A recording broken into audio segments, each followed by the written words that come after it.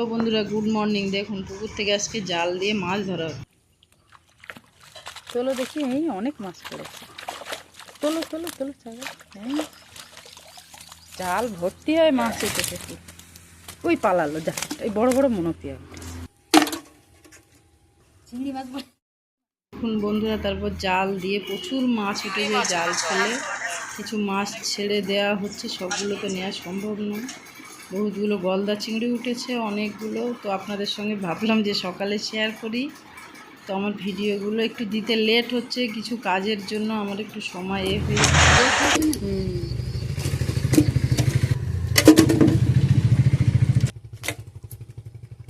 ওটা দিয়ে তো এক বালতি মাছ হবে আজকে।